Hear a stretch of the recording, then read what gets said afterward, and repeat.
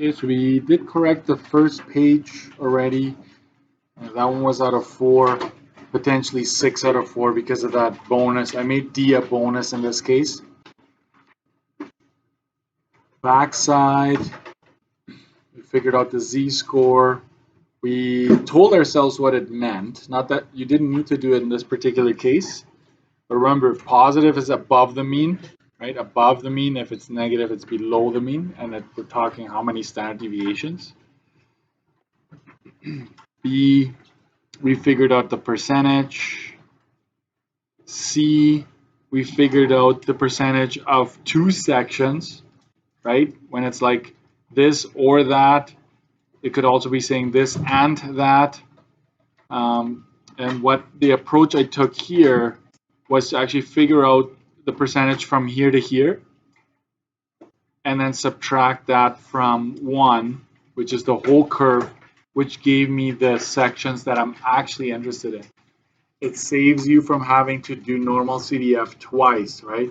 Because you'd have to figure out below this value, above this value, so 2 normal CDFs, and then add these up.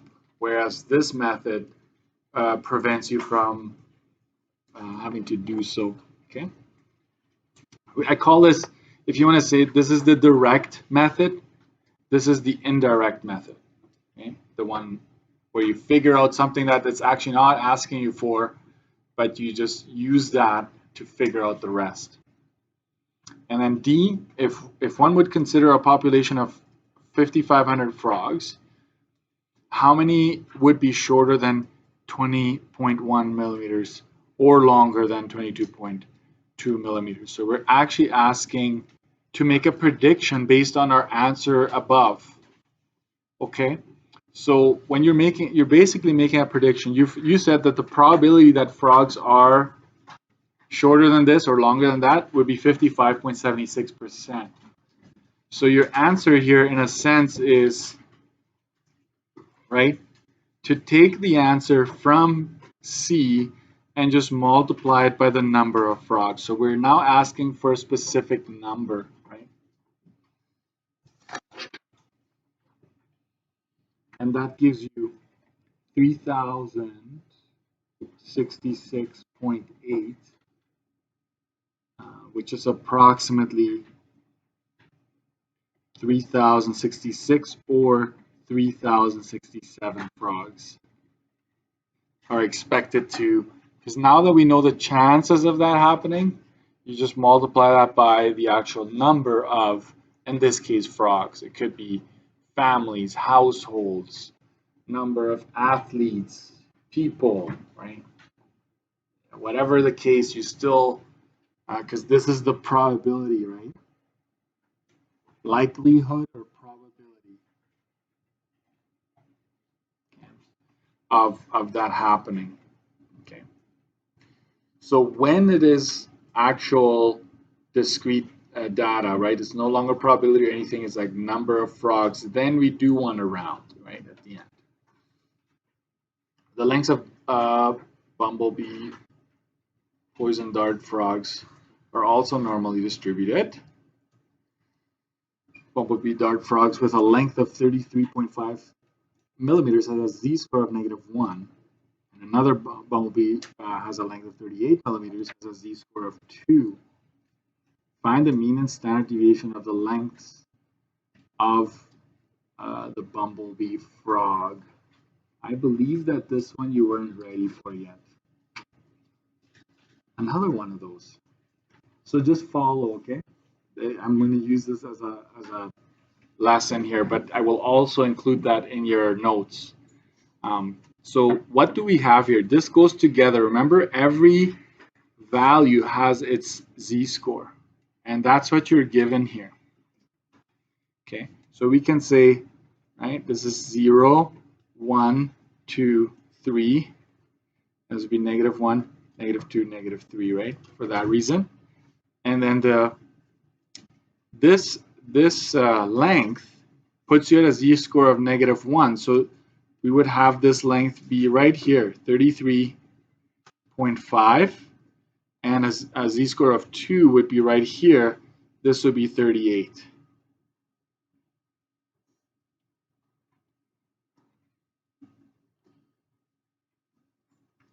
And so watch this. Let's count how many gaps there are. 1, 2, 3. There are 3 spaces. We know that because of the z-scores, right? Those are standard deviations. So from this value to this value, there are 3. Okay.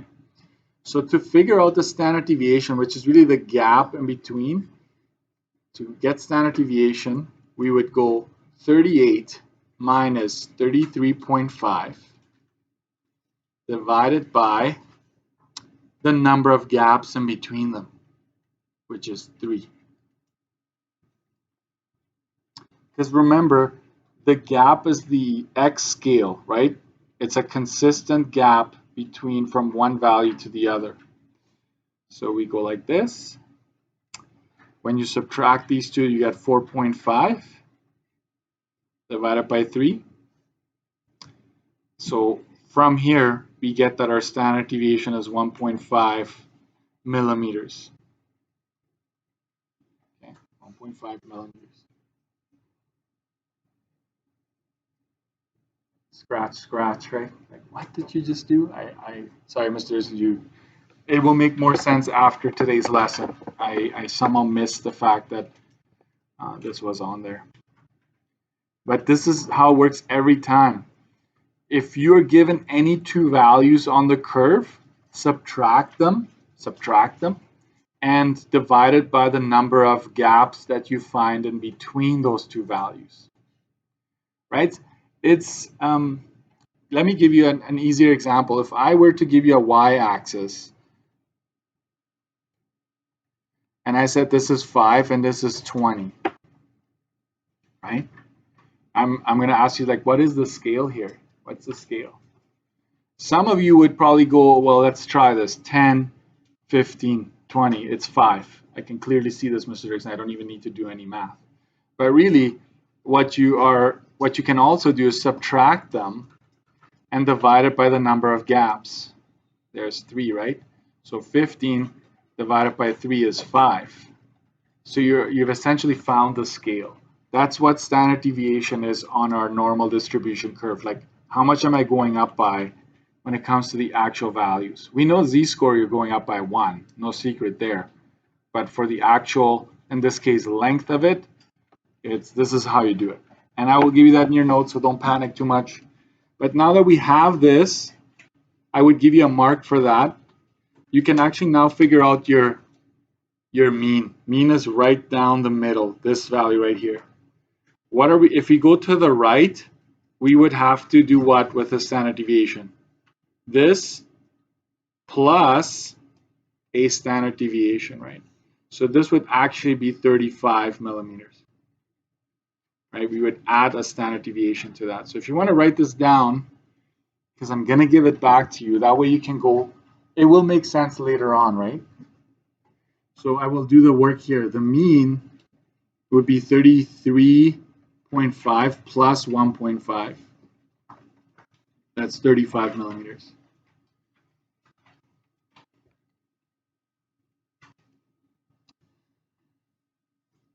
Okay, so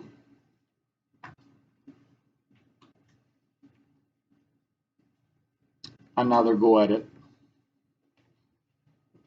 It is possible. I can see that some of you did it a different way, and that's fine. If you manage to figure out a way, I don't really care how you do it, as long as you come up with that number. But the key was the z-scores. That's what helped you figure out how many gaps there are between, or else you would have had no idea.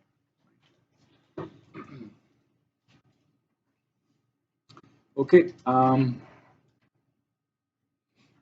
you know what? I'm just gonna let you keep this one. I have more in my arsenal, so just make sure you keep this in a safe place, right? Don't just lose it. If you want to have it in your booklets, right? That is also okay. So put this away and then open your booklets to page 21 real quick.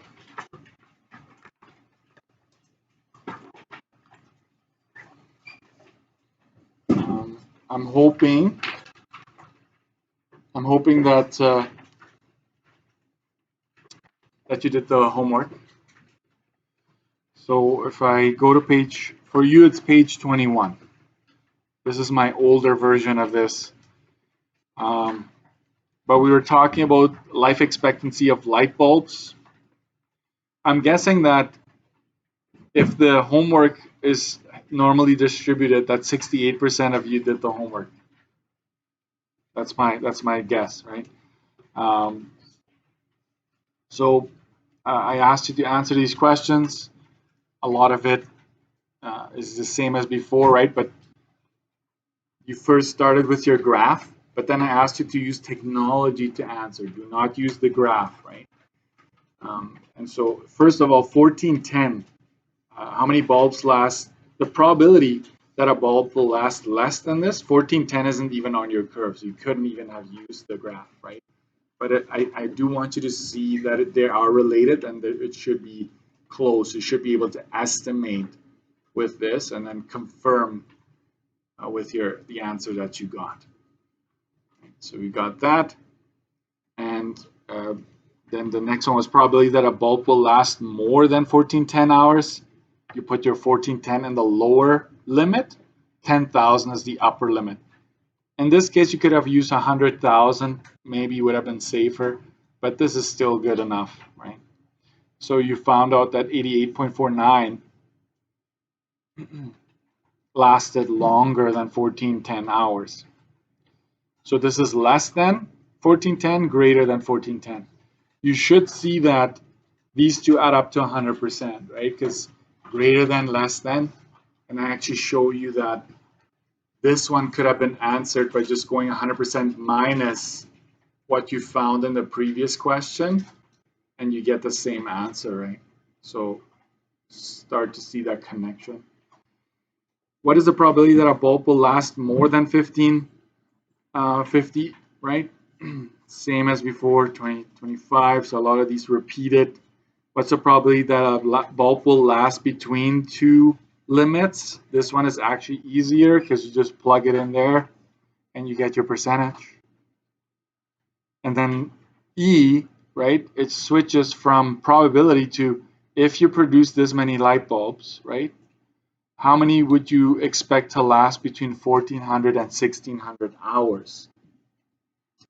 And so I figure out the probability of that happening first, and then I come up with the number of light bulbs, right? I take that, multiply it by the number of light bulbs, it gives me a decimal, I round it to the nearest whole number, okay? I go down, I round it down because it's not quite, but it's either way would have been fine, okay? Have you ever noticed, I don't know if you change the light bulbs in your house, but a lot of them say last 20 years, 15 years. I'm like, not mine. Like, I'm changing light bulbs all the time, right? But it's because when they say that, they're technically saying that most of our light bulbs last 20 years. But then some light bulbs will last way longer, less, right? Have a lower life expectancy. Some light bulbs will last past the 20 years, right? I should actually put a date on it every time I replace it to, like, maybe I can sue them or something like that. Maybe make money that way. Yeah, that's my plan. That's my retirement plan, right? Next, page 22 for you, right? I make changes to my booklets all the time, so my page numbers on my original differ from yours. F, if company produces 35,000 bulbs a month, how many bulbs would be expected to last less than 1,300 and more than 1,700 hours? This one is tricky, right? You want less than this, more than that. So watch what I do. I feel like I need to, I just don't have space, but I will try my best. So this is, right? Less than 1,300, more than, so they're actually asking you for the probability here again, right? The wings. Call that the wings, right? They want this.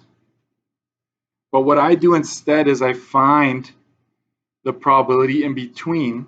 Maybe I'll use a different highlighter here. I actually find this portion right here with this. Okay. So I actually find this.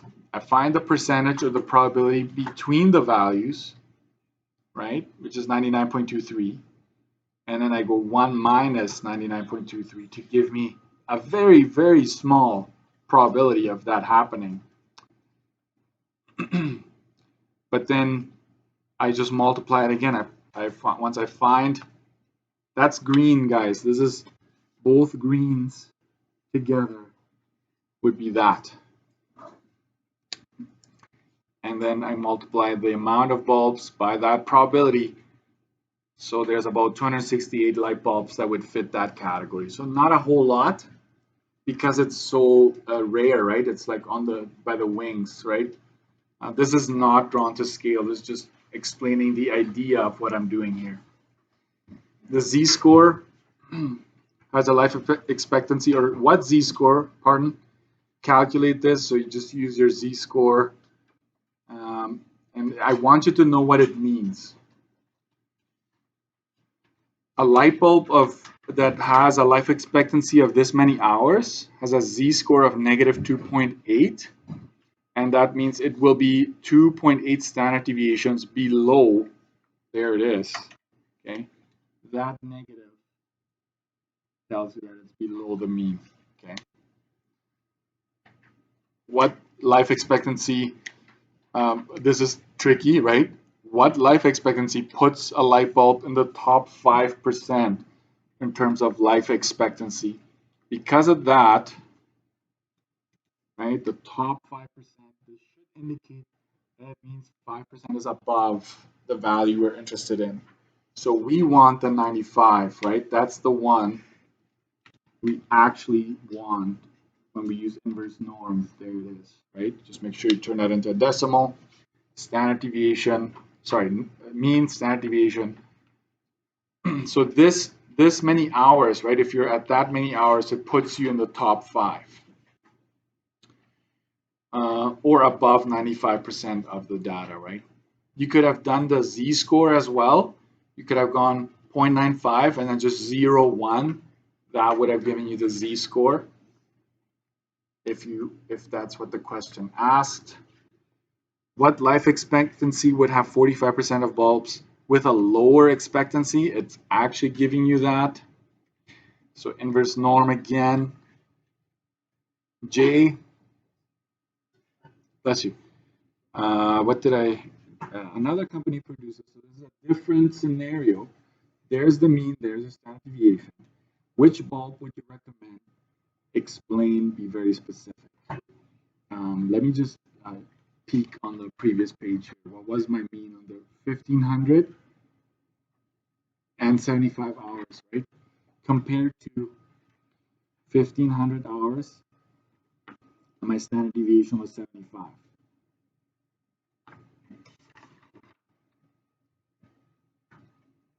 Yes.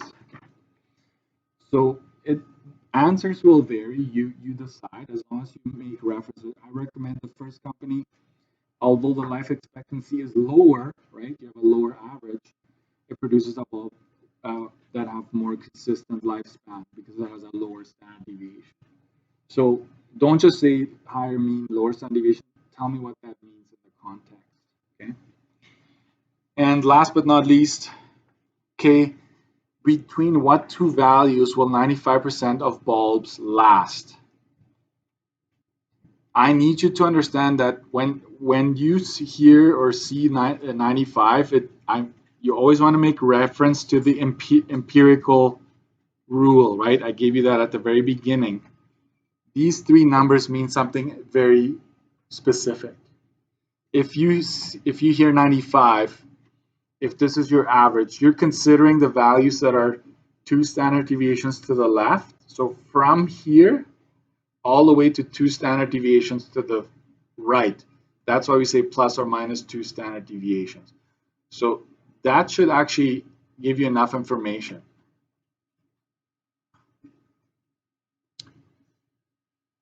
I'm just trying to think. Yeah, it wasn't specific that I meant based on this new company, right?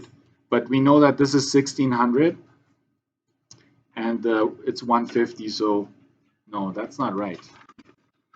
I did base it on this original curve, yeah. So I wasn't specific there, I apologize.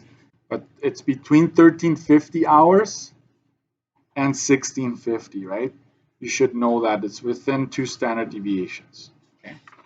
If it's 68, then it would have been 1425 and 1575. Like anywhere in between there would have had 68% of batteries, or the probability that 68% of the batteries would fall between those. So same thing here. This is from A. I grabbed these values from the very beginning, right? So there it is. And we have more in the textbook. If you ever want more, just go and get the textbook and have some practice.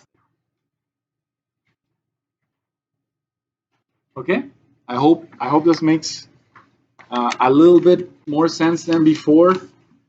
For some of you, you're like, I just can't wait till this unit is over. Maybe you were thinking that every unit. That's okay. We'll try to make it. We're almost there, right? Okay, so let's go to page 23. And we're going to start talking about what we call a standard normal distribution. So far, we were just talking about normal distributions. And so now we introduce standard normal distribution.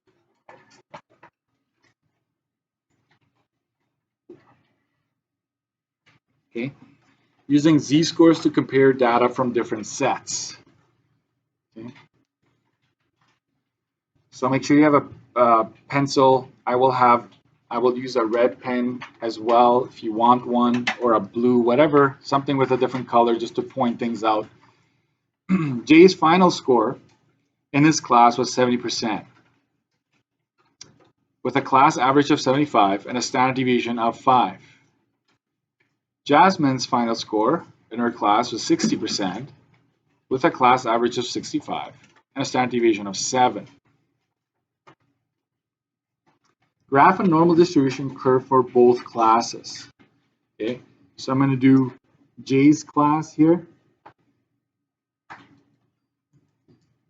And this is all percentage. And Jasmine's class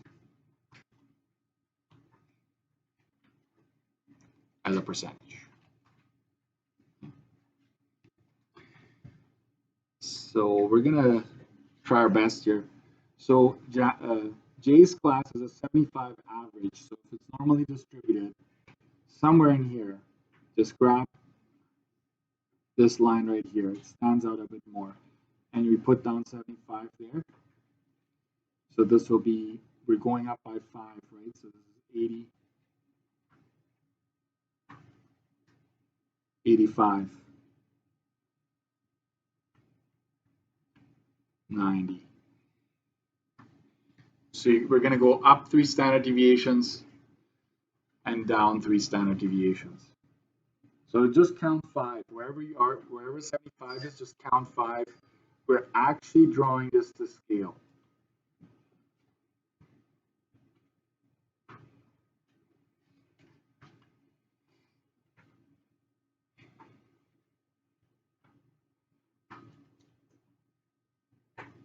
Which one would have a flatter curve? Let's do this one on this side here.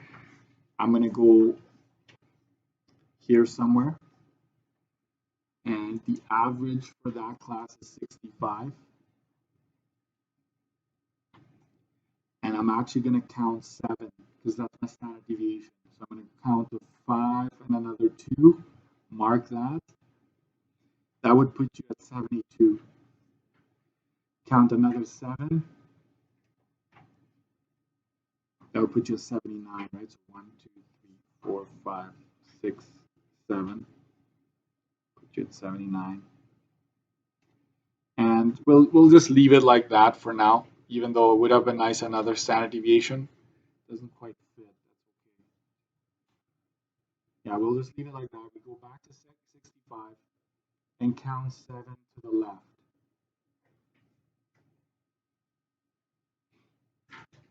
That's 58.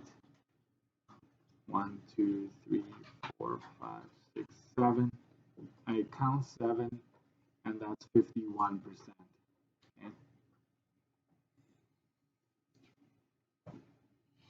I'll count another 7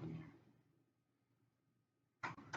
1, 2, 3, 4, 6, 7. 7 right about there. That would be 44.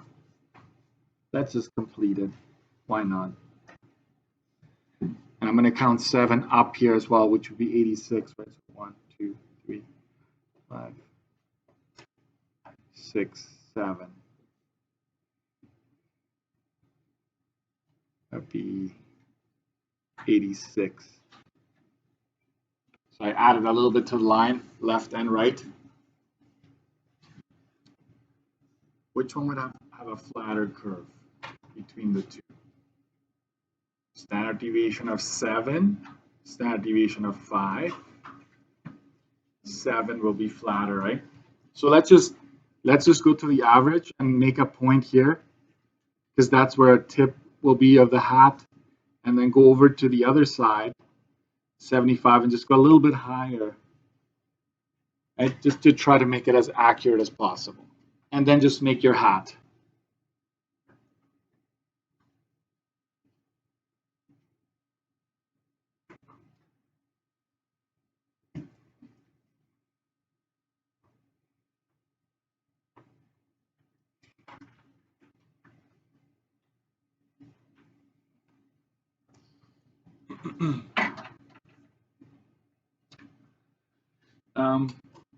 Who do you think did better if you could just look at their scores?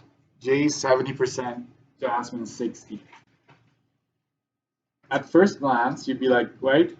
Let's say Jay's in a grade 11 applied class with me, and Jasmine is in a grade 11 applied class with Ms. Yosik, right?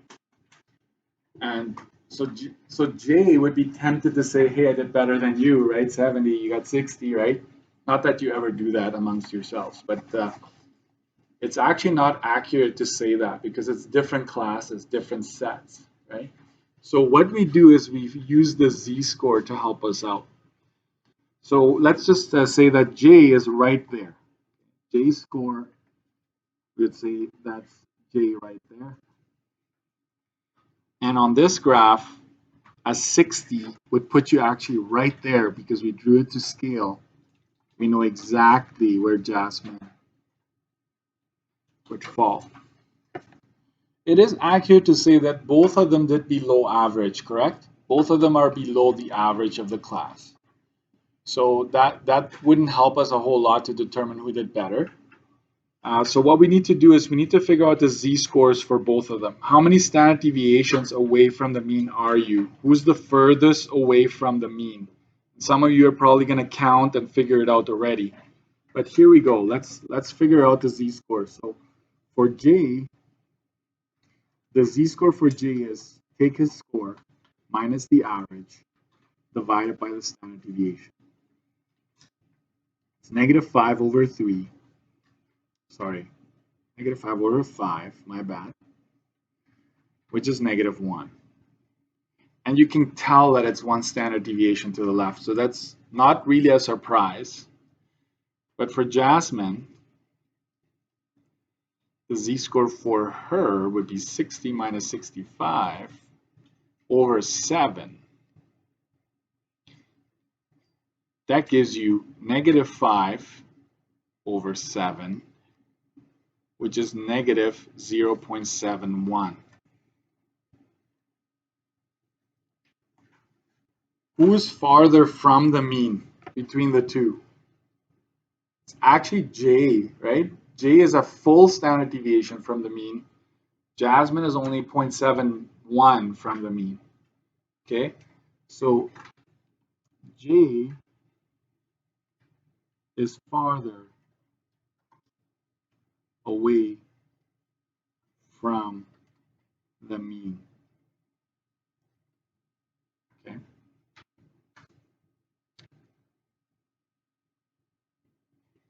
Since his standard deviation is lower than Jasmine's. I must say that if you're higher up, like if you had a positive standard deviation, the greater it is, the better, right? If it's positive, because you're actually doing better than most of the class. But in this case, right, J is further away from the mean, below. So we would say Jasmine is actually doing better. Go ahead. Go ahead. Okay, so now we'll transfer this information onto what we call the standard normal distribution. So we go like this. At the very center, this is the center for me. I'm going to put 0. I'm going to put 1, 2, 3. So I count 5. Okay? Just to make it, sorry, this is negative. This is 1, 2, 3. We go up here. We make our hat.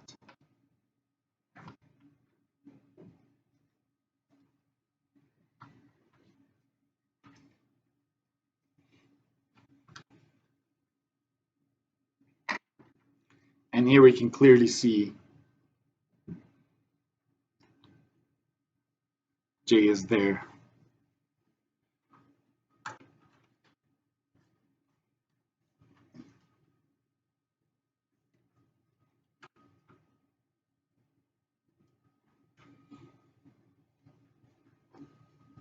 Notice what the standard normal distribution is. It's similar to normal distribution, but it only has the z-scores along the x-axis.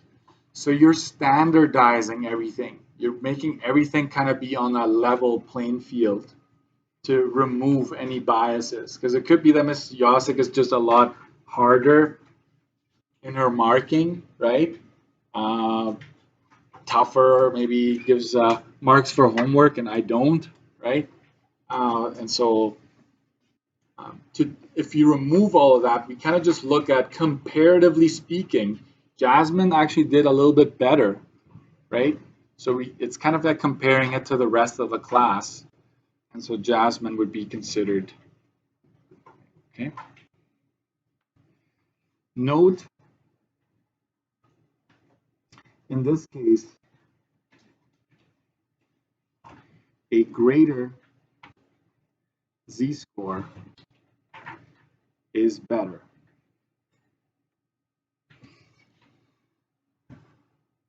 Comma, since we're comparing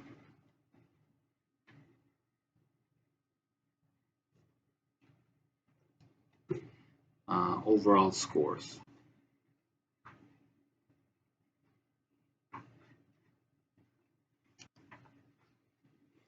Even though they both scored below the mean, all that aside, Jasmine would still have done better overall compared to J.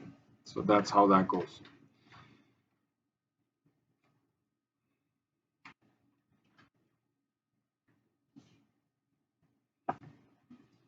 That's a standard normal distribution.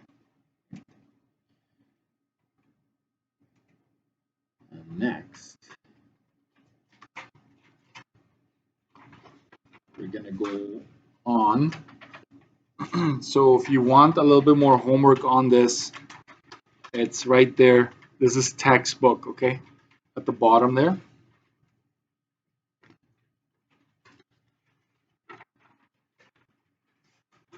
Now we're going to show whether or not data is actually normally distributed. So we're going to go to page 24.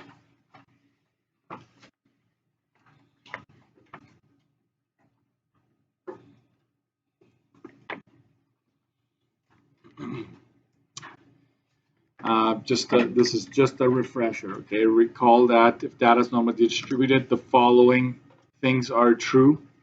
And in particular, so half the values are below, half are above the mean. The mean is at the center.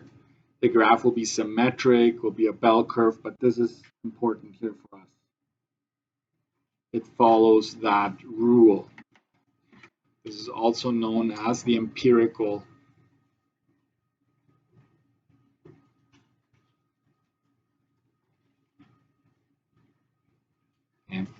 That is a very important rule.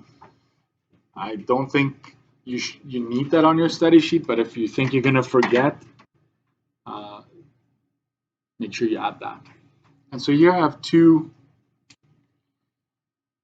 graphs, and if I were to ask you, if you were to connect the midpoints, that's often the best way to see it overall. Okay, so if you connect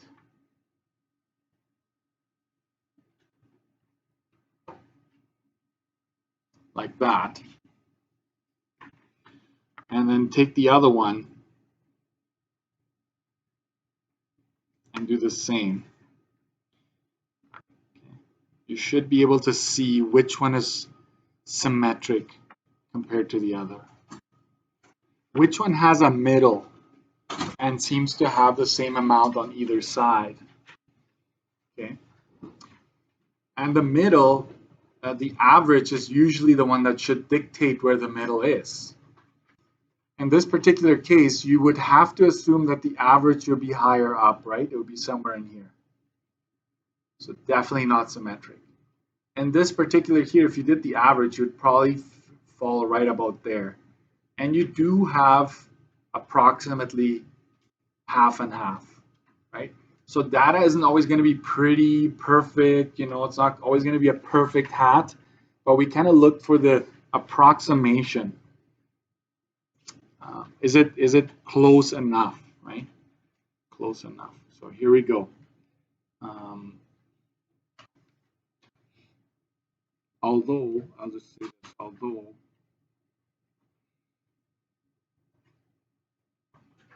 the graph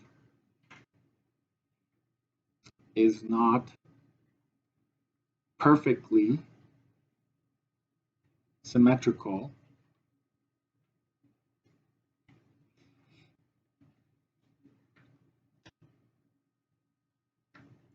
it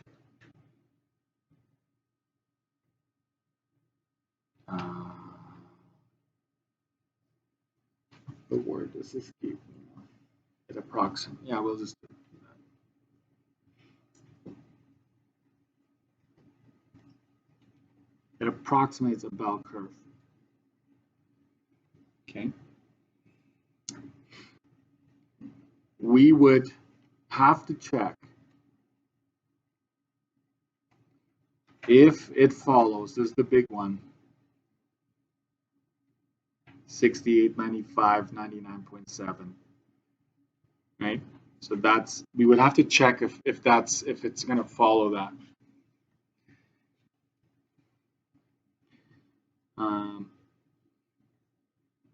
Graph is not symmetric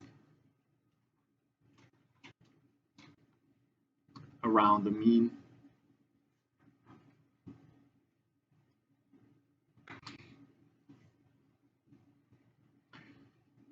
We can visually conclude that data is not normally distributed.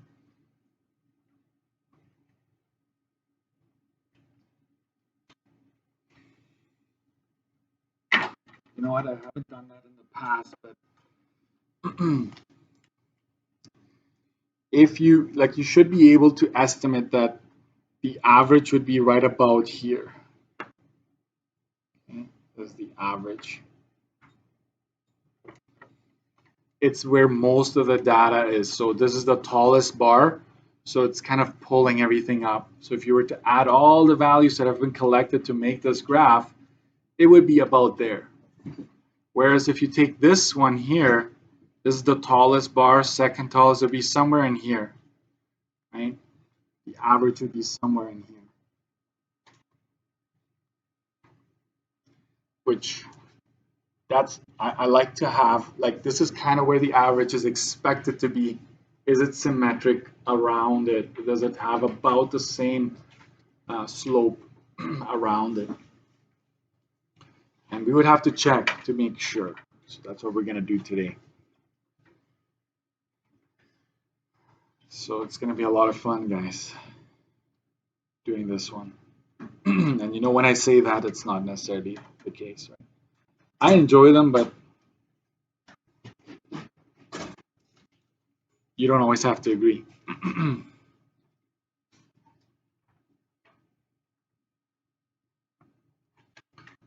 Still on page 24, yeah.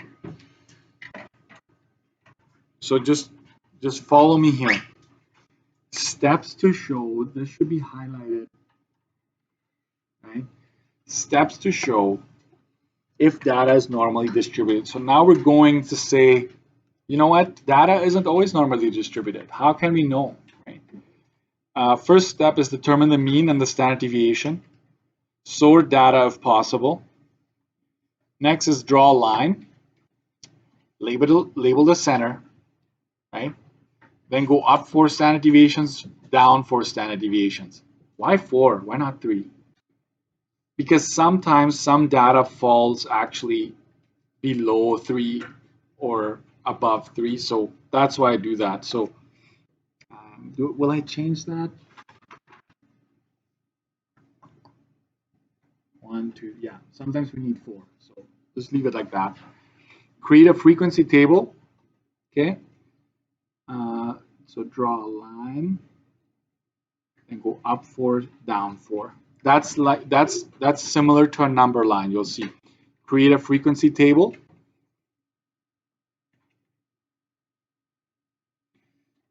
I will change this to make your lives easier. Ready for this? Instead of frequency table, we will just call it a frequency line. You'll see what I mean by that. You can use the line in step 2 to help you. Graph a histogram or frequency polygon using the frequency table in 3. Does it look like a bell curve? Right? Check if data follows the 68, 95, 99.7 rule, the empirical rule.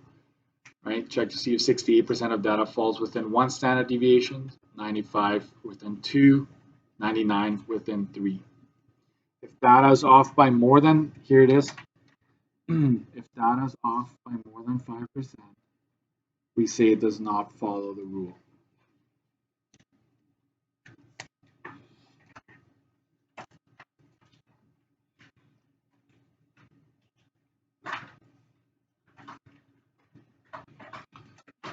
So let's give this a try. I want you to enter, so go to page 25 there, and I want you to enter those values into your calculator and then find the mean, median, mode, standard deviation for this data. And notice what it means, right? The length of each movie in minutes of Tegan's movie collection.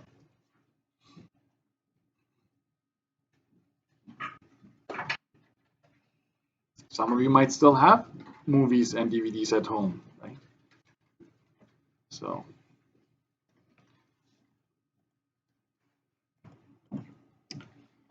I figured it out, so I'm gonna just write it down here. The mean is 102.5 minutes. I'm going to keep the mean and standard deviation close together, 24.73. And then the median is 99 minutes. It's always in minutes, right? Mode. I just want you to remember how to do that, right? So for mode, I'm going to go stat, sort. I don't know if you remember all of that fun stuff, right? So it's all sorted. I'm going to go check for the mode. 89 shows up 4 times. So I have a feeling that 89 is going to be it. What do I have? Yeah. Okay. 294s, but that loses right away. 396s. There are 499s. Okay. And then There's 4 100-minute long movies. So there we have it. Don't forget the range. Would you remember the range? I hope so. Greatest minus smallest. So I'll leave that, but don't forget how to do that. Don't forget anything we've done up until this point. So this answers A right here. B, create a frequency table using a standard deviation as your interval width. I'm going to cross the table. I started to just do line because it was way too time consuming doing a table. And you're going to thank me for it. Okay, hopefully. So what I do is this. I make a line with bins. That's what the frequency line is. So I'm going to make a long line like this. And I'm going to find the center. I'm going to use my ruler to help me out. This is my center. And I'm going to go up and down 4. So let's see here. 1, 2, 3. Need to go up. As long as it's equally spaced out, it's all good. So this is my mean here. I go up 4 standard deviations, and I go down 4 standard deviations. You need a ruler. Grab this one. Grab the phone.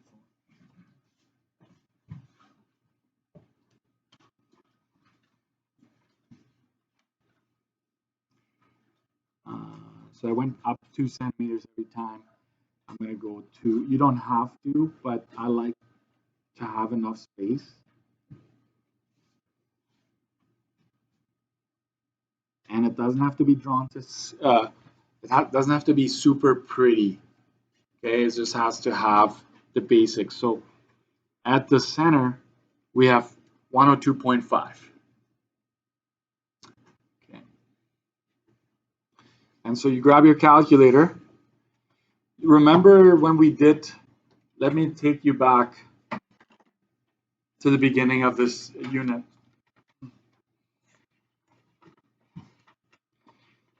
Take me back. Okay. Remember the frequency table and how we did that? We took our range and divided by the number of intervals we had, and then we sort of came up with the width, right? And then rounded it. Now we're going to replace all of that by just taking our standard deviation and making that the width, because we're interested in that, right? We know what the standard deviation is and that every standard deviation is the same width. So to go from here to here, I just go plus 2473. So I actually grab my calculator, I go 102.5, and then I add a standard deviation to it, right? Just like that. So that means that this value here is 127.23. Keep doing the same thing. 151.96. 176.69. And one more time. 201.42. This is length in minutes.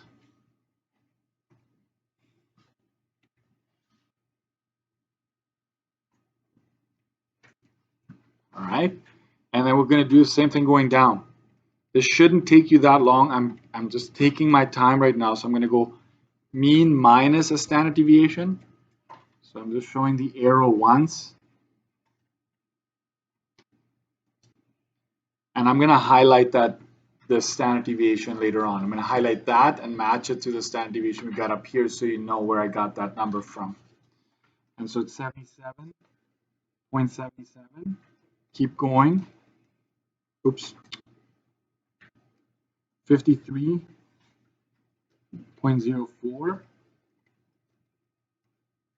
2831. One more time. 3.58. Even if it's a negative, you just go with it. Okay. 3.58 is that number right there. So this would be right plus 1 standard deviation. This would be 2 standard deviations, 3 standard deviations, 4 standard, not z-scores, right? Even though you can say they can be replaced.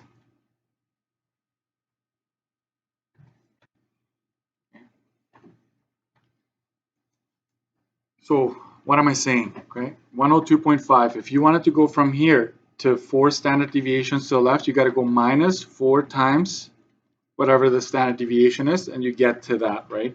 Immediately. I just happened to do it one step at a time, so I kept subtracting a standard deviation. Now this is my line. I'm gonna make bins, okay? So you don't need a ruler for this, but just extend it, because we're gonna do, you remember that tally, the tally and then frequency, all of that? This is gonna replace all of that.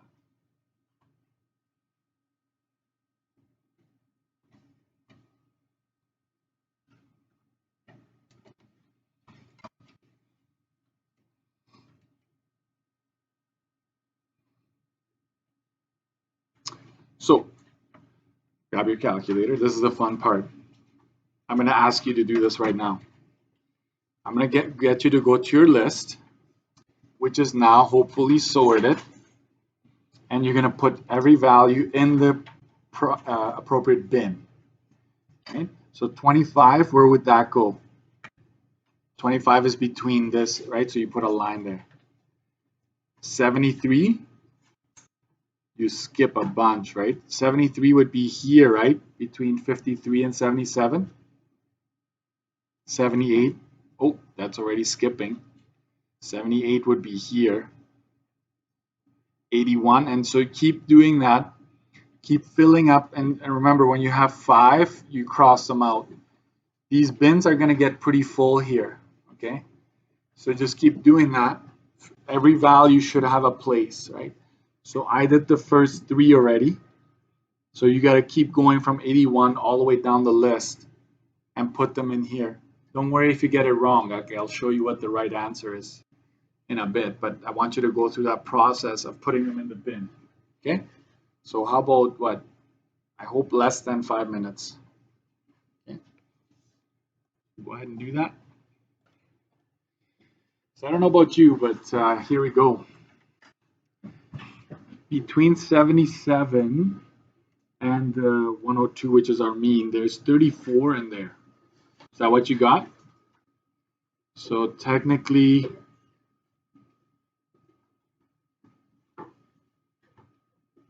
if you want to have this there, I don't know if you're interested, 10, 20,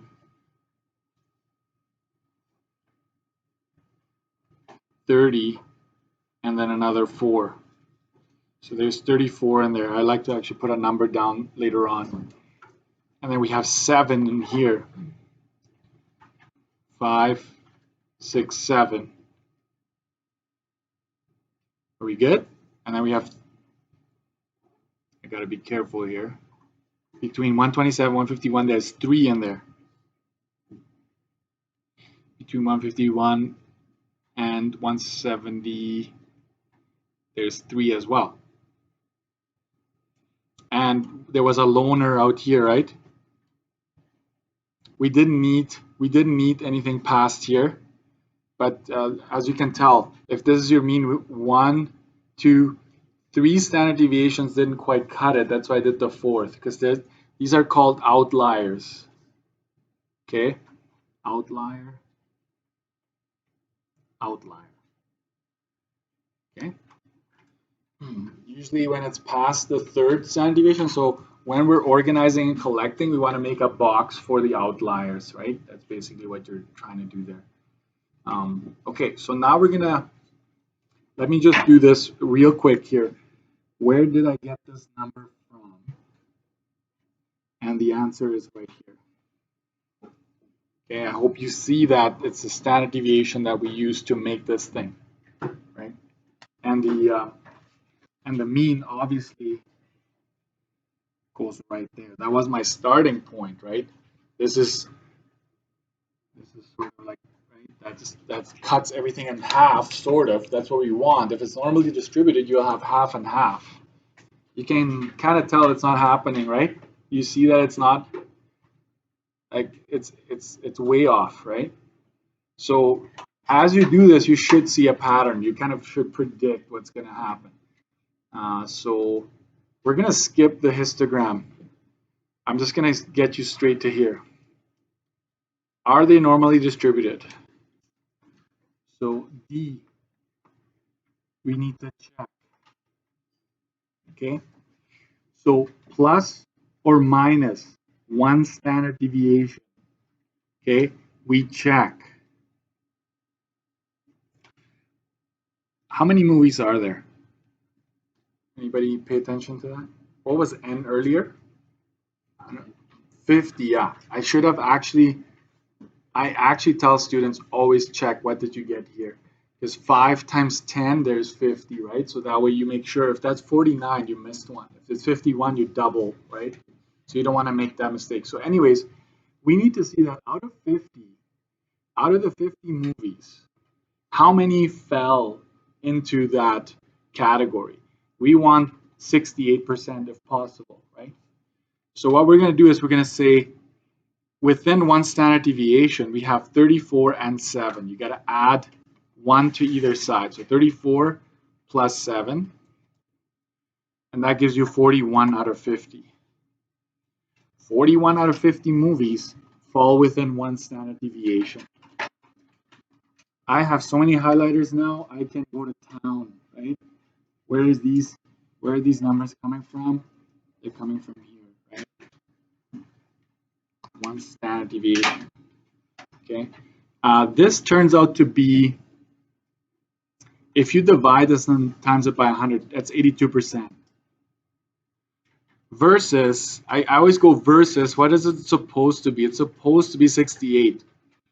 If what you get is more than 5% off, it fails, right? It doesn't pass the test.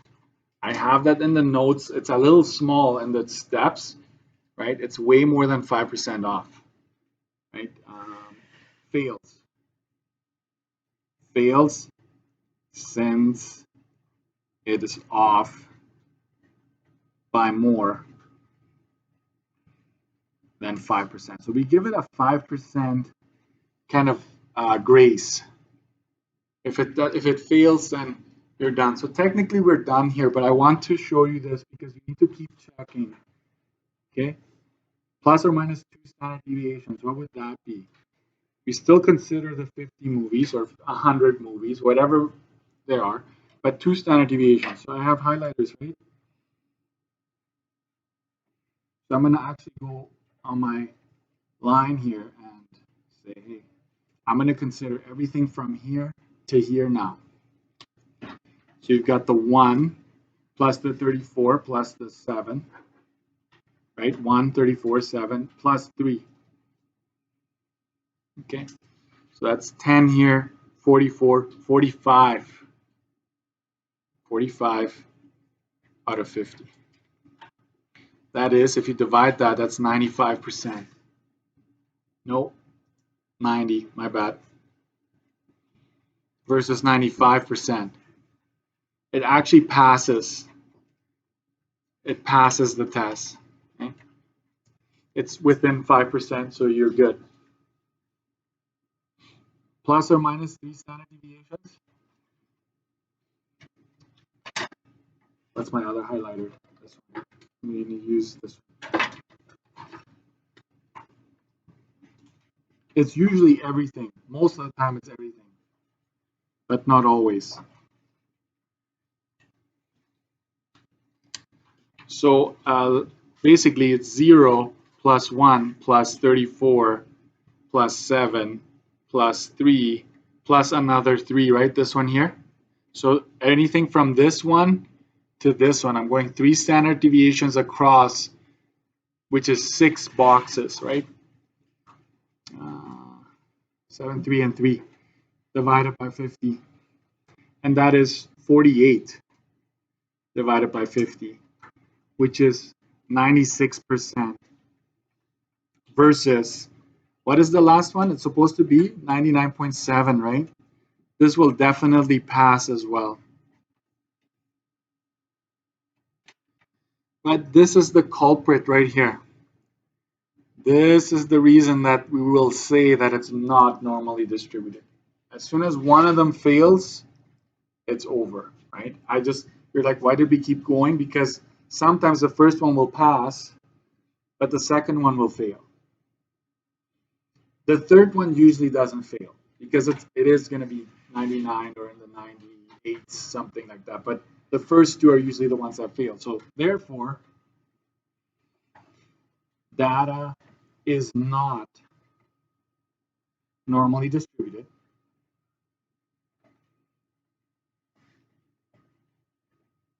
Comma, since it does not follow the 68, 95, 99.7 rule. Sorry, you can't see that. And you might wonder, well, what about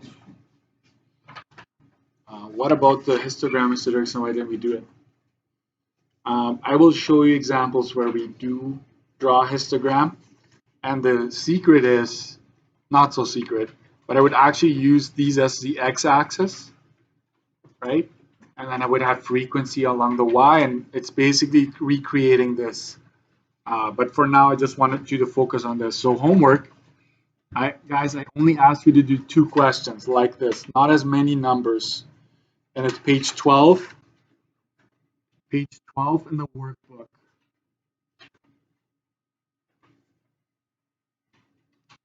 Page 12 in the workbook, please. And I will show you what it looks like. I'll come back to it, okay? But it's page 12 in the workbook, and it's saying, is data normally distributed? And I will tell you this, anytime there's a histogram, I will say that's optional. Just tell me, is data normally distributed? Like, go through the steps we did today and just figure that out, okay? So histograms are optional. Just do this thing, a line, frequency line, and then check to see if it's normally distributed. Thank you, guys.